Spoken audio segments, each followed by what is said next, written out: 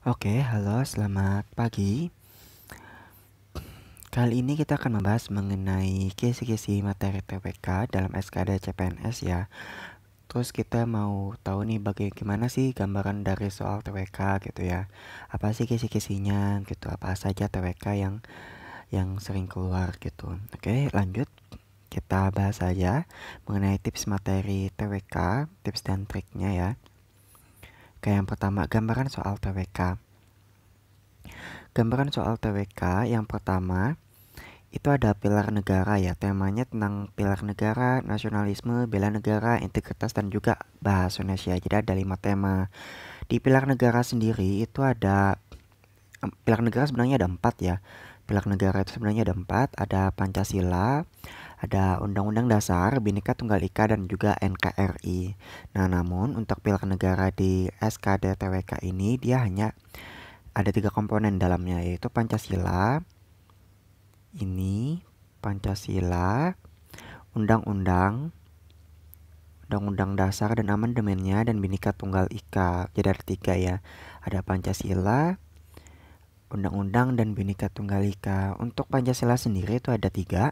Ada sejarah Pancasila, ada tentang ideologi Pancasila, ada tentang penerapan Pancasila di kehidupan sehari-hari. Perkembangan, kalau untuk undang-undangnya ada 2, perkembangan konstitusi RI, Undang-Undang 1945 beserta amandemennya, dan juga ada tentang Bhinneka Tunggal Ika. Sedangkan tentang NKRI dimasukkan ke dalam nasionalisme. Oke. Terus nasionalisme itu materinya tentang apa aja? Nasionalisme itu materinya tentang teori negara, identitas Indonesia seperti suku, makanan, bahasa, tempat, dan lain-lain. Dan juga ada namanya sistem pemerintahan pusat dan daerah. Jadi ada 3 ya materi dalam nasionalisme. Kemudian dalam bela negara itu materinya ada 2, ada sejarah kemerdekaan Indonesia dan juga kegiatan pertahanan dan keamanan Indonesia. Jadi seperti lembaga-lembaga pertahanan apa aja, lembaga keamanan apa aja, tugasnya, fungsinya, dan segala macam gitu ya. Pokoknya semuanya berhubungan dengan 2 subtema ini. Kemudian ada integritas.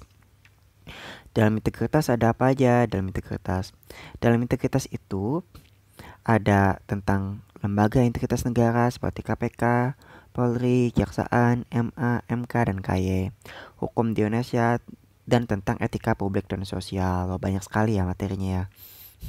Tapi kalau misalnya salah satu dipelajari nggak apa-apa. Terakhir, bahasa Indonesia.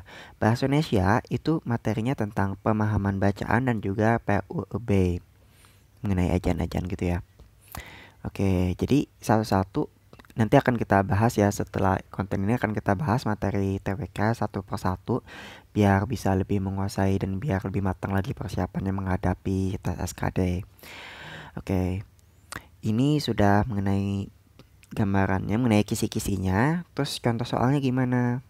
Oke, kita lanjut ya ke contoh soalnya. Oke, yang pertama, contoh soal pilar negara. Alinea pertama, pembukaan Undang-Undang Dasar 1945 merupakan suatu pernyataan yang bersifat menegaskan A. Hak asasi negara, B. Hak asasi bangsa, C. Kewajiban asasi warga negara, D. Hak asasi manusia, dan E. Hak dan kewajiban. Nah, alinea pertama itu apa? Pembukaan gitu ya, bahwa sesungguhnya kemerdekaan itu adalah hak segala bangsa, ya itu ya maksud poinnya. Jadi hak segala bangsa itu poinnya itu merupakan apa gitu. Kita lihat pembahasannya. Keseluruhan HAM di negara Indonesia tercantum dalam Undang-Undang Dasar 1945. Alinea pertama pembukaan UUD 1945 merupakan suatu pengakuan hak asasi kebebasan atau kemerdekaan semua bangsa dari segala bentuk penjajahan dan penindasan oleh bangsa lain. Berarti yang benar adalah HAM ya. Jadi alinea pertama pembukaan UUD 1945 itu merupakan pernyataan yang bersifat menegaskan HAM. Yang D,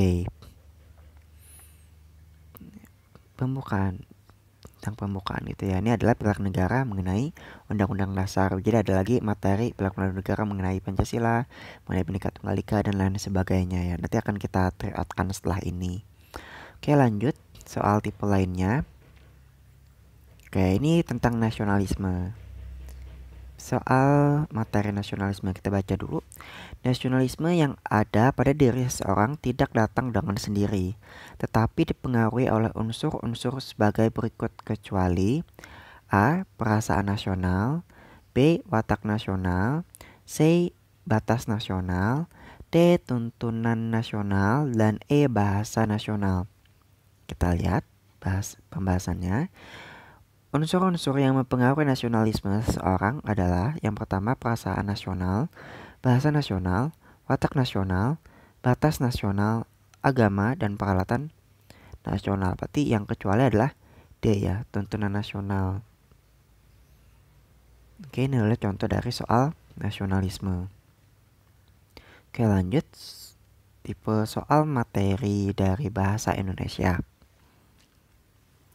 Penulisan angka atau lambang bilangan yang benar terdapat pada kalimat A.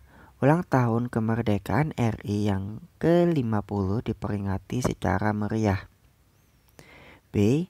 Sri Sultan Hamengkubuwono X dikenal sebagai tokoh yang dekat dengan rakyat kecil. Ini spasinya nggak kebaca ya, ini harusnya ada spasi. Ini harusnya ada spasinya. Ini harusnya ada spasinya juga. Sri Sultan harusnya ada spasinya. C. Potensi kita harus siap menerima juara ketiga saja.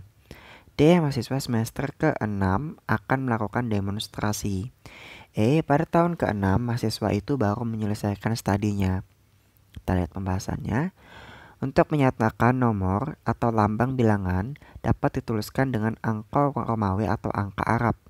0 dan seterusnya, angka Romawi, pi, bla bla bla dan seterusnya. Nah, berarti kalau yang ke-50 nih ke-10 nih ke-10 ya, berarti angka Romawi ke-3.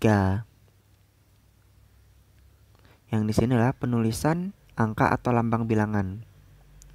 Penulisan angka atau lambang bilangan yang benar adalah ini ada lambang, ada angkanya, lambang ini enggak ada angkanya. Ini nggak ada angkanya juga, ini juga nggak ada angkanya. Harusnya di sini ke-3. Kalau ke-3 kayak gini yang benar ya. Ke-6 kayak gitu juga, ke-6. Kalau ini juga ke-6. Yang benar seperti itu, karena dia menggunakan angka atau lambang. Ini benar juga ke-50, cuman ada yang salahnya di mana itu? Di mana yang salahnya?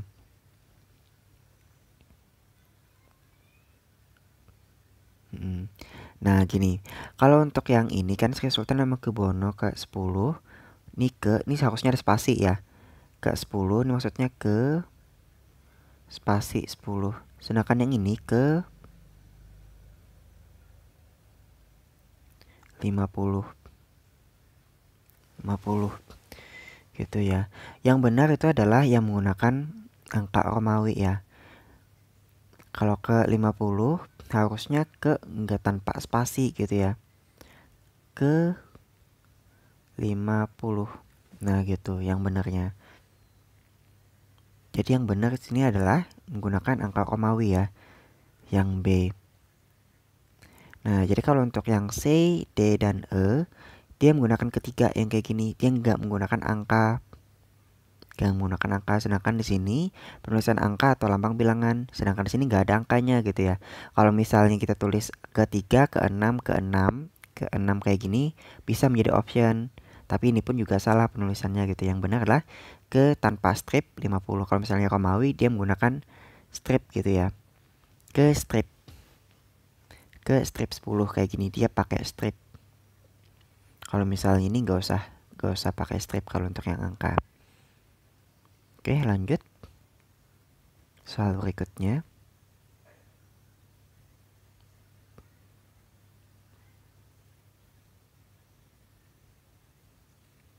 Oke, soal bela negara. Salah satu dasar hukum bela negara adalah Salah satu dasar hukum bela negara adalah Undang-Undang Republik Indonesia Nomor 3 Tahun 2002 Pasal 9 Ayat 2 tentang pertahanan negara. Hakikat pertahanan negara adalah segala upaya pertahanan yang bersifat semesta, yang penyelenggaraan didasarkan pada, sini ada pertahanan bersifat semesta ya. A. Kesadaran atas hak dan kewajiban warga negara serta keyakinan pada kekuatan sendiri. B. Kesadaran atas hak dan kewajiban warga negara serta semangat untuk mempertahankan dan mengisi kemerdekaan. C. Kesadaran atas hak dan kewajiban warga negara serta kerelaan berkorban pada negara. D. Kesadaran atas hak dan kewajiban warga negara serta kepatuhan kepada peraturan perundang-undangan. E. Rasa cinta tanah air dan kesadaran atas hak dan kewajiban warga negara. Ini yang benar adalah yang D ya, karena segala hak dan kewajiban kita itu diatur oleh undang-undang. Jadi harus berdasarkan kepatuhan undang-undang ya. Jadi yang paling tepat itu adalah yang D. Oke, lanjut soal berikutnya. Oke. Soal terakhir mengenai tipe soal integritas nasional. Berbagai kasus pelanggaran hak dan pengingkaran kewajiban merupakan bukti nyata ancaman terhadap ideologi negara. Pancasila sebagai ideologi negara seharusnya mengimplementasikan dalam kehidupan sehari-hari. Adanya pelanggaran hak dan pengingkaran kewajiban sebagai bukti bahwa masyarakat belum mengaplikasikan nilai-nilai Pancasila dalam kehidupan. Beberapa cara yang dapat digunakan untuk menegakkan pelaksanaan hak dan kewajiban warga negara sebagai berikut, kecuali, dari sini kecuali ya, menegakkan pelaksanaan hak dan kewajiban. Kecuali A. Meningkatkan kerjasama antara manusia guna menciptakan kondisi makmur sesuai dengan yang diinginkan, benar. Ini karena ada pelaksanaannya ya. B. Meningkatkan profesionalisme lembaga pertahanan keamanan negara, benar juga. C. Menegakkan hukum secara adil, konsekuen, dan tidak diskriminatif, benar. D. Mengembangkan sikap toleransi dan sadar jika pemenuhan hak berbatasan dengan hak orang lain. Nah, ini di sini adalah pelaksanaan hak dan kewajiban warga negara sebagai berikut. Yang ditanyakan adalah pelaksanaan hak dan kewajiban ya. Kalau untuk sikap toleransi, ini hubungannya bukan ke ini ya, bukan ke implementasinya gitu. Kalau untuk yang sikap toleransi, bukan ke implementasinya dalam pelanggaran hak ini, dalam pencegahan pelanggaran gitu. Nah, untuk yang toleransi ini kurang tepat. Tapi kalau untuk yang opsi A, B, C, dan E juga memberikan penyuluhan guna meningkatkan kesadaran masyarakat untuk memenuhi peraturan yang berlaku, ini juga tepat ya. Kalau sikap toleransi itu hubungannya dengan NKRI, keberagaman hubungannya, bukan hak dan kewajiban. Jadi yang enggak sesuai itu adalah yang D ya. Jadi jawaban yang benar adalah yang D. Oke, itu saja mengenai gambaran soal TWK dan kisi-kisi soal TWK. Setelah ini kita akan bahas mengenai kisi-kisi soal TIU dan gambaran soal TIU. Oke ya, selamat siang. Bye-bye.